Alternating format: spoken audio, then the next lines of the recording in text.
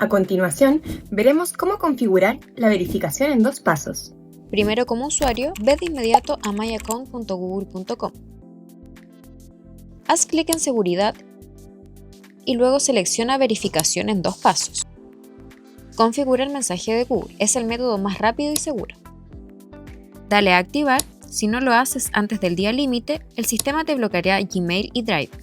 Ahora, como administrador, inicia sesión en admin.google.com, sigue la ruta Seguridad, luego Autenticación y entra a Verificación en 2 pasos. Selecciona la unidad organizativa correcta.